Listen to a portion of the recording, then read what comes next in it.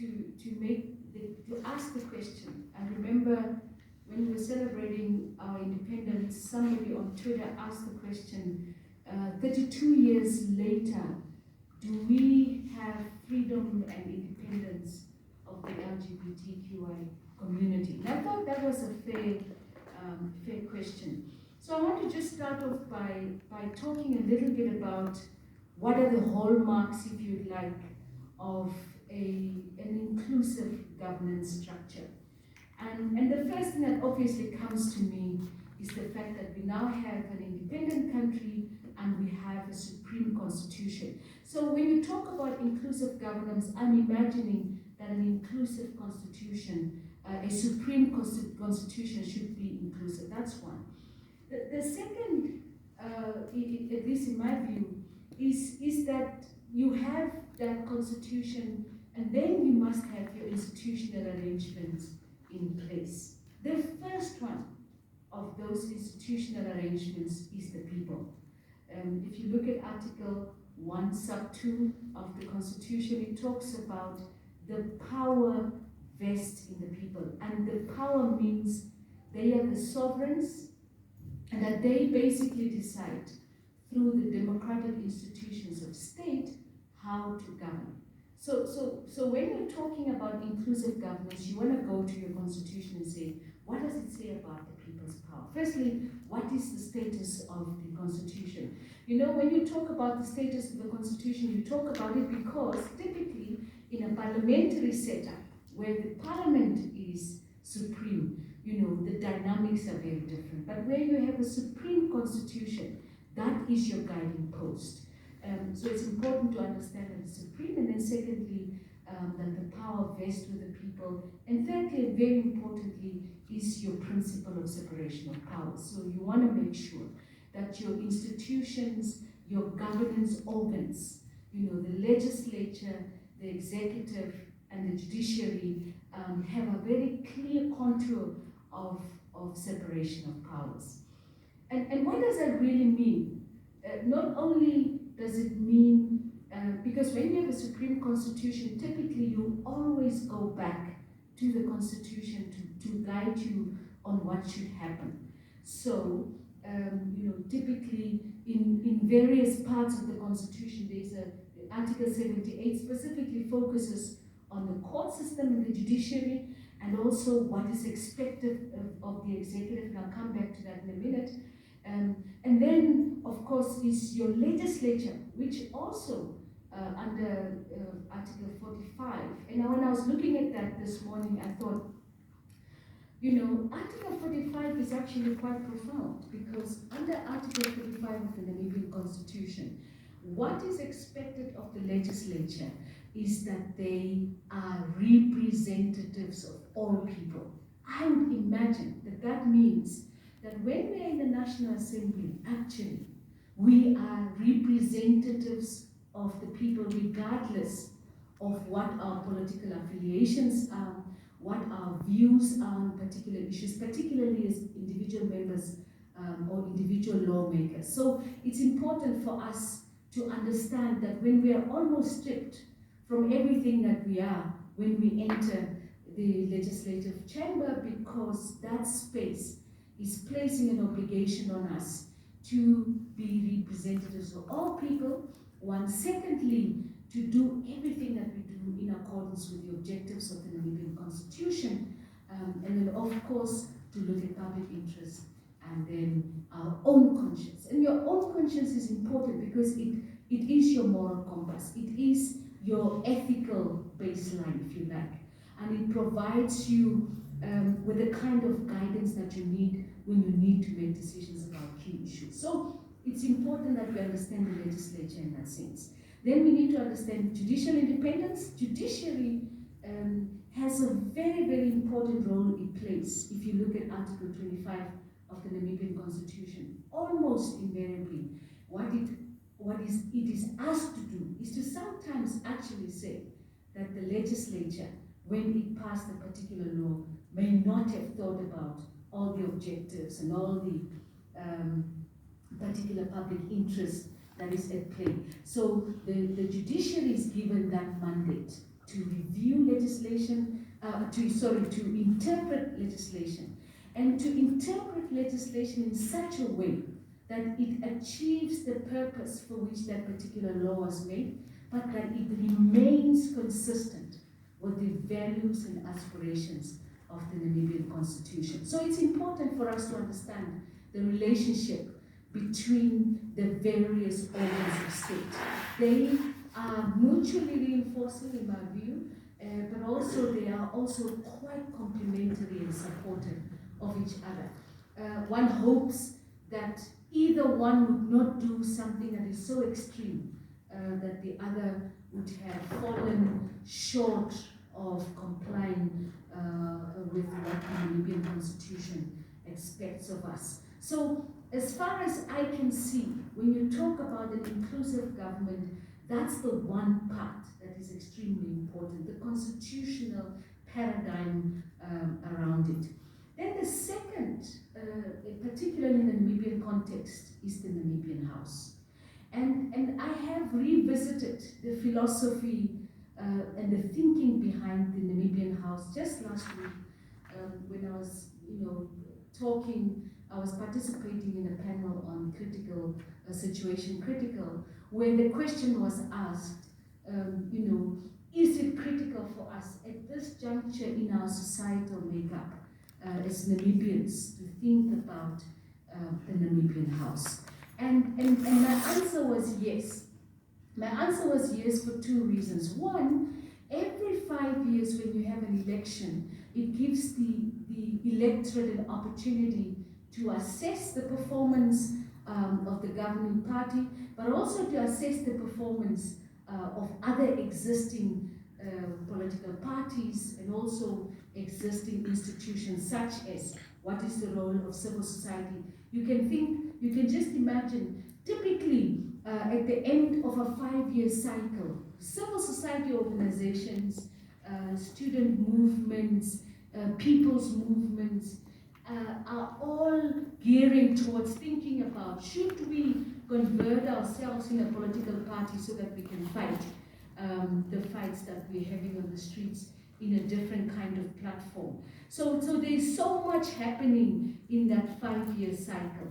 And so I thought that's the one reason, just at the back of an election or at the back of an independence celebration, you want to take a moment back and think about, for instance, what are the things that need to change? What do we need to do differently in order for us to either achieve the things that we did not achieve in the previous cycle, or in the past 12 months just before, between the 31st independence and the 32nd one, what are the differences? What are the things? What were the challenges? What were the problems? What were the constraints that we were dealing with? And what solutions do we have for them? So it's always critical at any given time for us to assess where we find ourselves. And I'm imagining that this is what this particular workshop intends to do. I don't know what the first workshop's resolutions were, but I imagine that this workshop is an opportunity for you to take stock of what you've been doing since you made those decisions. What kind of support do you need from who? What are your key stakeholders that are going to get involved in it? So the Namibian House, when it was conceived by His Excellency, the President of the Republic, Dr. Hage Geingob, was really coming at the backdrop of what was happening in 1990. First 1989 and then 1990, in terms of what do we need to organize a state, and then what kind of governance infrastructure are we going to be putting in place? So you gotta think about those things just before independence hits you, and that's why you had a UN supervised election, and the president sees that as you clearing the area where you're going to build your house. And then, of course, the next important thing is your foundation. And in the Namibian context, so you have your elections, then you have your Namibian constitution, as in his words, providing a solid foundation. And it's important that it's considered a solid foundation, not just the foundation, Because if a foundation is also not laid properly, it may fall apart and crumble, and you may not have a foundation on which your house is built. So that's important. And then the third aspect of your Namibian house is the different groupings that we have in the country. And Namibia is really blessed, by having so much diversity, not just in terms of ethnic groups. It's also diversity in terms of sexual choices and sexual orientation. Diversity in terms of disability and non-disability. So there are so many reasons why, as Namibians, we must think about, uniting in our diversity. So those ethnic groups, those various interests that people have. And then, of course, you have the laws that keeps us all together. It is important. If you're talking about the key elements of the Namibian house, that's what you're talking about. And then, of course, you want to make sure that there is a good governance infrastructure or architecture in place. And then, what are the other things that holds us together is social cohesion. If we don't have social cohesion, and here I'm not just talking about tribalism, I'm talking about specifically us being tolerant. If your governance infrastructure, if your governance architecture is not made up of tolerance, it's not made up of inclusiveness, and it's not made up of aspects of competence. In other words, we must have the knowledge, the know-how of how to manage ourselves. You can be rest assured there isn't likely to be governance in that particular country. Then, you are likely to even be called a failed state. I'm happy to say that when the president said the state of the nation is that our nation is healthy, we have a solid foundation, I believe and I agree with him, because we are not there where we can say we're a failed state. And I'm raising this point because this question has been asked before. We have our key elements in place. It doesn't mean when you say the state of the nation is solid, the state of the foundation is solid, the nation is healthy. It doesn't mean that there aren't problems. And the fact that we're sitting here is an indication that we still have a number of challenges that we need to get through. So look at, particularly if you look at the State of the Nation address of the President in 2015, what you will see is that it actually sets out quite neatly the Namibian house concept.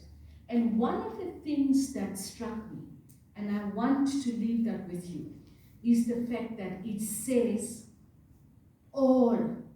The Namibian house is meant for all its citizens.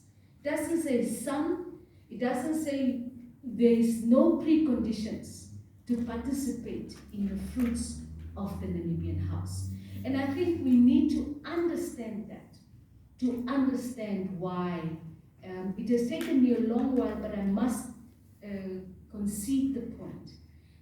When people say that there is, when people start to think about particularly the LGBTQI rights question as state functioned, because I did not understand it until I started to look at really, what does it mean when, even if you have not consciously, as the state, done something, if there are lapses and omissions in the manner in which you respond to a request from a citizen, you may potentially be considered to have participated, or that you are complicit as the state in doing certain things to a particular grouping. And I just want to say that we need to make use of the language that is used in the Constitution, that has been conceived around the Namibian house as your entry point in asking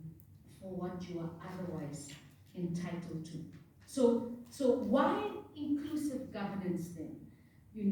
And I haven't traversed these particular concepts because I'm really not a political scientist, and a social scientist, and I think those guys are better equipped But I had to obviously look at it from a legal or a law perspective. And what would that be? So if you look at it from a legal perspective, I'm imagining that inclusive governance and why we should have it, is primarily because constitutions, particularly the constitutional democracy, is intended to be used as tools to enhance social justice. If you can use them as tools, and I use the word tool very deliberately. Tool because it's only with tools that you can fix something. It's only when you have tools that you can build something. It's only when you have tools that you can create something. It's only if you have tools that you can make something better. And I'm imagining when we want to use the law as a tool to enhance social justice, what we mean by that is when the Constitution gives us certain imperatives, whether it's the LGBTQI community, whether it's the person with a disability, whether it's the elderly, whether it's questions around gender equality. What you want to make sure is first, do I have the language that I need to do what I need to do? And that language is your constitution, it's your handbook, because not many instances would you find where you know exactly what to do. So it's useful if you have some kind of guideline. You have some people build things by just making rough notes on a piece of paper. That is their constitution, because that piece of paper with the language that they need is what's going to help them with building or creating what they're looking for. So it's important, firstly, that you have the right language. And once you have the right language, in this instance,